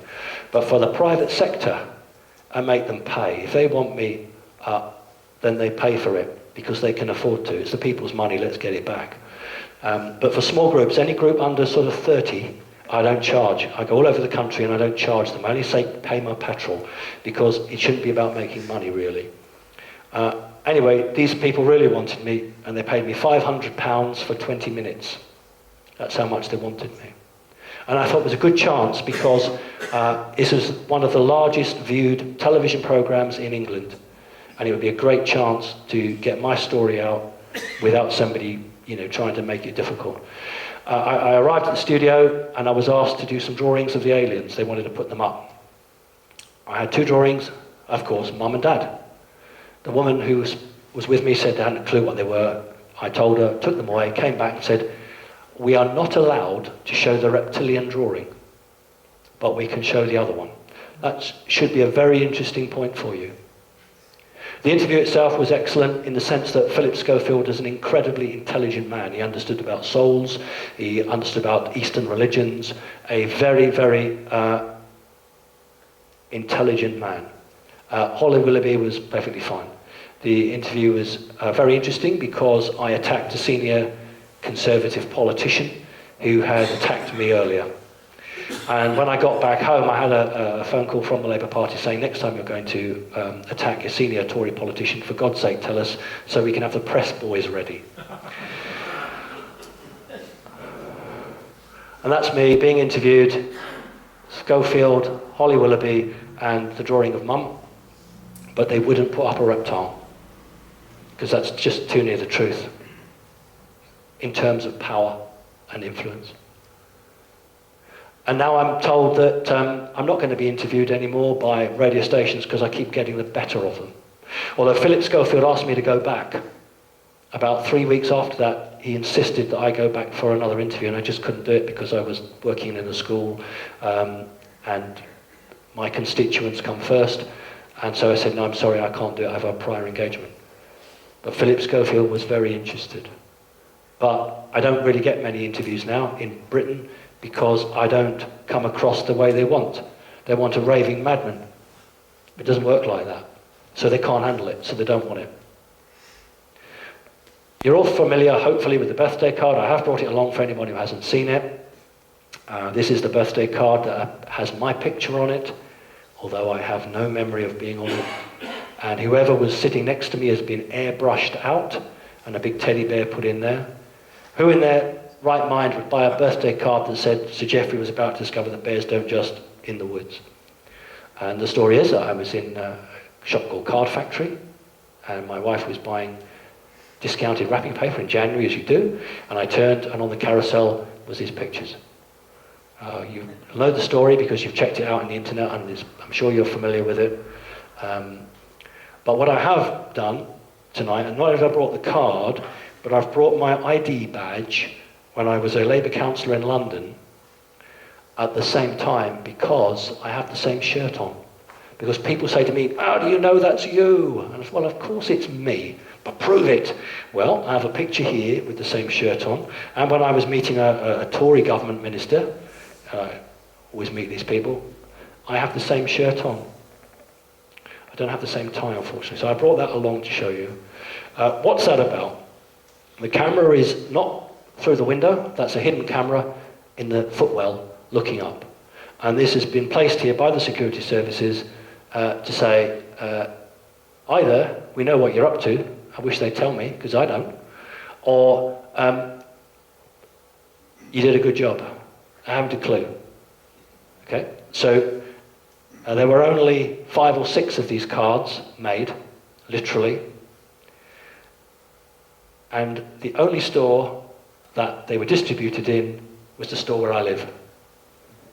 So there was only 5 or 6 of them, and they only went to the store. And the managing director of the Card Factory, who managed the store where they were in, said to me, well, we've pulled them now anyway. And I said to him, well, is that because I made a complaint? And he said, no, he said they were a test run. And I said, well, how many have you done? Thinking they'd done thousands. And he said, well, we did, I think it's 5 or 6. I said, you only made 5 or 6. How do you know whether it's going to sell well if you've only done 5 or 6? His answer was, I'm only the managing director. That's honestly his reply. And I said, you're telling me you only made 5 or 6, and which store did you put them in? Your store. So I think that says a lot. I went to the press because I thought, I want pressure on the company. The company who hold the copyright are in America. What a surprise. I contacted them, and they said to me that the name for this person in the card is not the same name as me. So I said to them, you're telling me that's not me then? And the response was very telling. Oh no, Mr. Parks, we're not saying that's not you, but the name we've got for this person is not yours.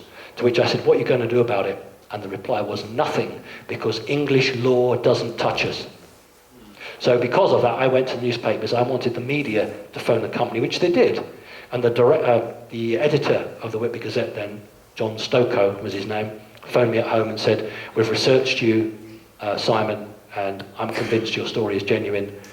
I've been to the other side, and they are just saying no comment. Do you want me to make this national? Because he said, I can. We can make a big story out of this. And I said, no, because this is security service stuff.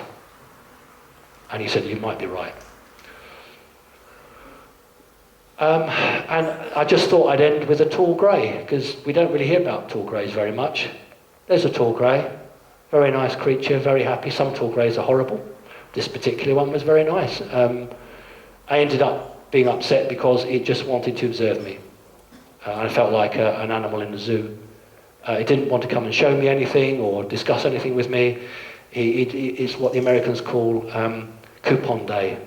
He had got the coupon to come and see me and have a chat with me. So that's it. That's the end of it. So thank you very much indeed.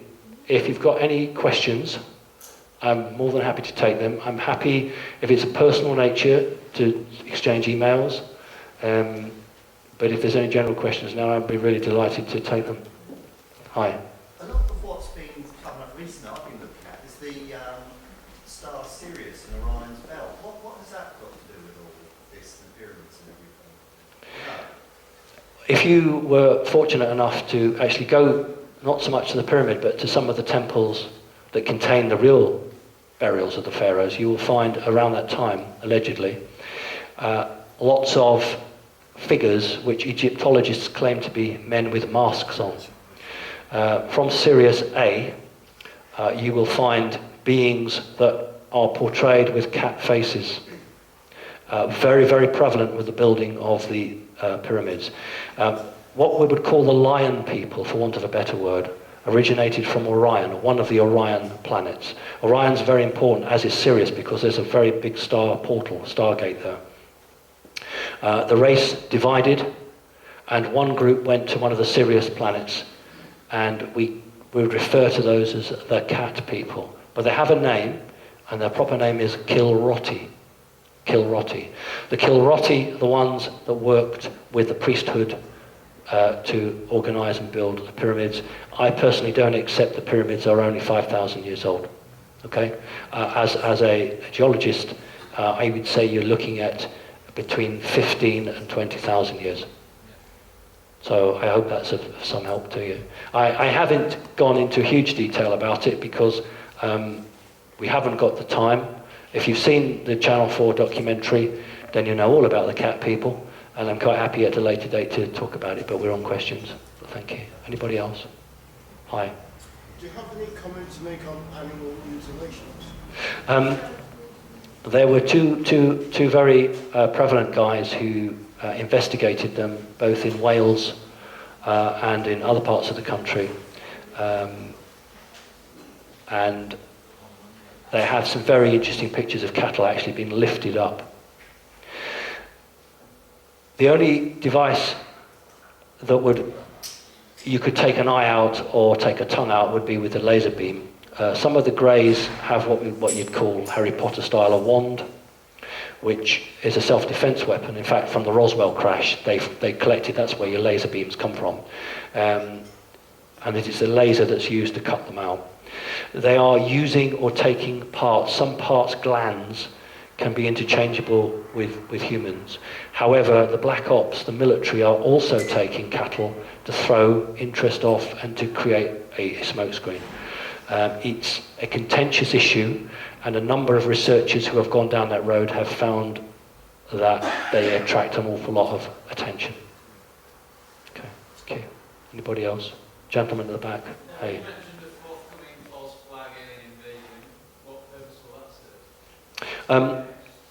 If I was, and I'm not, if I was a member of the Illuminati, I would be very worried at the way things were going, because it would looking more and more unlikely that my new world order was going to come to fruition. And so I would need something bigger than 9/11 to allow me to have martial law. And the best way to do that would be to have a enemy force from outside, which would mean that every country in the world would feel they would have to come under the banner of the Americans for protection. That would allow me then to do a number of things with you guys. I could get you to be chipped so that I would know exactly where you were and I could control you. It would allow me to say, oops, there's an epidemic of alien virus. I need to inject you all. They tried that once. But the reason that it's a real conundrum is because once those dice are thrown, there's no going back on it. There was a big debate about the Olympics. Would there or wouldn't there be a false flag invasion? And the trouble is, when researchers quite genuinely put this point forward, it's like crying wolf. And people begin to say, look, this is ridiculous. You say there's an invasion, there isn't. This is going to happen, there isn't. All I would say to you is that if you make enough noise and bring it to attention, they can't do it, because too many people have woken up to it. And the hope is they keep on doing this, and then the voices of dissent get less and less and less, until something happens, and some people get wind of it, but not enough. It doesn't do the rounds on the internet. It would serve the Illuminati very well. Any more questions?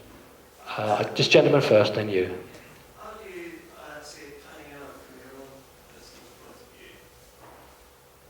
view? Right, okay. I ideally hope that humanity can evolve. I ideally hope that humans can do what you need to do, I beg your pardon, do what we need to do, simply because there is no 7th Cavalry coming to your rescue. You are the 7th Cavalry. You have to make it happen. There is no one going to come and help you.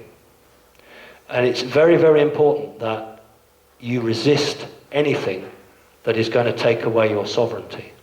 My own view is that humanity is going through a very crucial, energetic phase at the moment.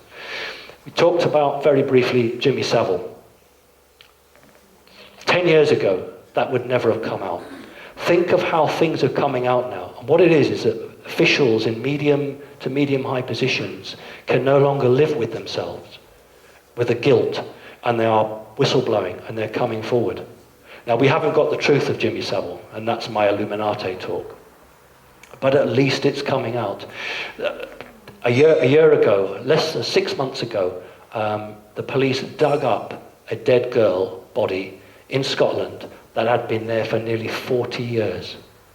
So for 40 years, somebody knew that this girl had been murdered and buried there, and now it came to light. And this is happening right across.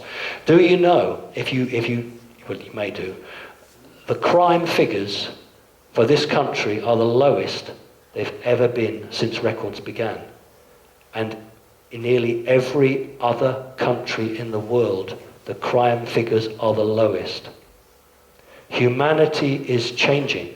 The problem is that your bog standard, ordinary, decent, lovely human wants to see a volcano erupt. They want stars and bright colours, because they are physical people in a physical world. If I can't see it and I can't touch it, it's not real. That's not the change that's coming. The change has got to come from within. The next change isn't the smaller transistor or the faster computer. The next change must be your ability to be telepathic, your ability to lift something. Can you imagine how awful it is for me at home? When I vacuum the house, I have to pull a plug out of a vacuum cleaner. I have to go to a bloody wall, put it in, switch on. In a different world, that doesn't happen. Tesla invented the ability to send power through the air. It's not new technology, it's hidden. You know, people say, oh, electricity was discovered in whatever year. No, it wasn't. The Egyptians had electricity. That's how they electroplated things. How did they gold plate things? They used electricity. And in the Baghdad Museum, until it was stolen, was the original battery. And I have the great pleasure of having seen that in 1973. And it had lemon juice put in it, and it produced 1.5 volts. Anyway, that's another story. Anything else? Gentlemen. I've got loads of questions. One of them is, the most worrying thing that I heard you say was about this grid around the earth. Yep. That you say stops our souls going back to the source. Is that not normal? Is that not normal thing, that grid? Can we get rid of it somehow? Do you remember I showed you the pictures of Stone Age people? It's my contention that humanity has been on this planet a very long time, but at some point the DNA was completely tampered with to dumb you all down, to reduce your DNA strands down to 2, to take away your ability to be telepathic, so that you can't challenge the prison guards. If I was a being that could, I use the word feed, if I could feed on energy, how wonderful to have billions of people all being angry, having sex, enjoying football, and producing all that energy that I can then identify, hook onto, and survive on. I don't want you all going. If you go back to source, you'll think, I'm not going back to that place. That's a horrible place. It's horrible. Who would want to be here? So what we'll do is we'll put this energetic grid around the earth. Any soul that comes out, we'll see, let's go to Hollywood now. Look for the white light. Oh, I had a near-death experience and I saw the white light at the end of the corridor. Don't do it. That is the trap. Walk away from the white light. That is what you've been indoctrinated with. The white light is the trap. You go to the white light, you are zapped, your memory is partially removed, not always fully, but partially removed, and you return to another body. And, ooh, you've forgotten nearly everything, unless you're lucky enough to have a past life memory. What can you do about it? You have to evolve spiritually. You have to not accept the people who run the world as it stands, because they know the truth and they're doing very nicely on it. I don't know how long it will take, but it's an injustice on humanity. And really and truly, knowledge is power. And I think that you have just got to evolve to a point where you just say no. Imagine if everybody in Britain on Tuesday morning didn't go to the petrol station to fill up. Imagine if everybody didn't pay their taxes. You actually have the power. And the only reason that they have the power is because you give them the power. I'm not being rude. I'm not trying to preach to you. That's the reality of it. But if everybody was of one mindset and refused to do something, that would bring them to the negotiating table. How much time do we have for that? 2016 is the last point that they have to make a decision. 2016, they have a portal. They're not receiving any reinforcements, for want of a better word, at the moment. Okay, people will say the reptilians have all gone. No, they haven't, because if they'd all gone, you'd actually be a lot more freer than you are. But the timescale is 2016. Big changes by then. Would you say that this is basically a prison that we've been put in? Oh, absolutely. Yeah, this is a prison planet. It's known as a prison planet. For our previous crimes? No, not for your previous crimes. No, right. Particular reason? Right. That's a very, very incisive question. There are a number of people on this planet who most definitely belong in a prison. Now, don't make a joke about it. I'm talking about, as a proportion, we have more paedophiles, murderers than any other planet anywhere. There's a reason for that, because it is a dumping ground, just as Britain used Australia to put its convicts. So this planet is used as a dumping ground. And that's why there's such a huge jump between nice people and bad people. And you know what? You can walk into a doctor's surgery and you can look at the people and you think, I don't like him, I don't like him, ooh, don't like them. But you don't know why, but there's something inside you tells you that. Go with that. That's your natural reaction. You're a good person. It is a prison planet, but you have no right to be prisoners. You have the right to choose where you go. And unfortunately, these people are not allowing that. Any more questions? How do we wake everybody up? This is a good start. Remember at the beginning I said to you, this is one piece of the jigsaw to add to others. I do my best. I tour the country. I give talks. In my own time, I receive people from all over the world who have been badly abused when they were children. And I do my best to put them back together again. And as I say, I do not pay for that. You just have to act in unison. You have to start being a little bit more, why? Why do you want me to do that? Why is that right? I tell you what really annoys me. YouTube, not YouTube, but on YouTube, somebody is being arrested falsely.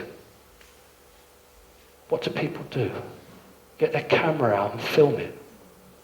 How disempowering is that? If I saw somebody being falsely arrested, I would drag the copper off him. I don't care. But what do they do? Because people are so controlled, they just film it. I'm going to film it and put it on YouTube. And while they're filming, they don't experience the thing they're filming.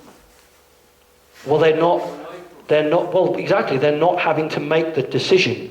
Do I intervene or not? Now, if it's a genuine arrest and there's a reason for it, fine. But if someone's been beaten and that's inhuman, why film it? Get in there and stop it. If it was your own child, would you film it? This is the trouble with humanity. It is so well controlled. One more story. I know you desperately wanted to go, but one more story. It's the one I wanted to say earlier. Right. I was going to keep it for probe, but it'll do. Control. How we are all controlled. Antiques Roadshow. Have you all seen Antiques Roadshow? You know what it is. Okay. It's the show where people pretend to be interested about the history of their object, and really they just want to know how much it's worth. Right? So this was a few months ago, and this lady had some lovely dolls. Did anybody see the one where the woman had the dolls? Please say yes, somebody. Did you? Or are you just saying that to make me feel happy? Yeah, there was one with Noddy. Right. I don't remember Noddy, but I think they were just saying that to be nice to me. This woman had some very, very expensive dolls. And as always, there's a group of onlookers. So the man starts talking about the history of the doll, and the person's going, yeah, get to the point, what are they worth? But you can't be rude. So she doesn't say that, but that's going through her mind. Anyway, one doll's worth 500, one doll's worth 600. They always leave the best one till last. Best one meaning best in terms of money. So we got to the last doll, and the guy says, have you got any idea how much it's worth? And she genuinely says, no, I haven't, I don't know. So he said, well, if it was to be sold at auction in the right place, this doll would sell between £15,000 and £20,000. Now, the point of the story is that the 20 or so people behind spontaneously went, why are they clapping? Did they clap a doctor that saved somebody's life? Did they clap a nurse who saved someone's life? What about the guy who's a wheelie bin and you think, oh God, I've forgotten Mrs. Brown 50 houses down, I'll go back and do that. Did anybody clap? No. Why are they clapping? That woman's not going to give them any money. That's how controlled they are. Money is important. Why does a man who works in a bank selling stocks and futures earn more money than a nurse who saves lives? Why does humanity value somebody who makes millions of pounds for shareholders much more than a nurse? It's because life isn't valuable. People are nothing but things to be taxed. That's the reality of a prison planet, ladies and gentlemen. I think we need to go, don't we? Is that the right time? Please, yeah. Can I ask one? Yeah, you're the thing. You should do. There appears to be a slow false flag event in progress, and that's the anthropological global warming, in my opinion. Bullshit. I'll probably get someone thrown at me out. I think they've run out of good quality terrorists, so they have the nice slow event, which is taking our time, it's taking up air time, it's taking our money. So that's my opinion. I won't be telling anybody anymore, but this is what I think. I'm going to do a little talk on this in the future. So it's not a question, it's just a statement, right? It's fine, okay. I don't want to cause you any aggro. Yeah. I don't necessarily agree with that, but that's fine. Yeah. Listen, I just want to say thank you ever so much. You are a great bunch of people. You are very knowledgeable. What you're doing is right. Please learn, please study. Only believe yourselves. Think and ask yourself what is the right way to go. You are sovereign, you are yourselves, and it's very important that you keep that strength. Whatever happens in the future, believe your own truth. Thank you very much indeed.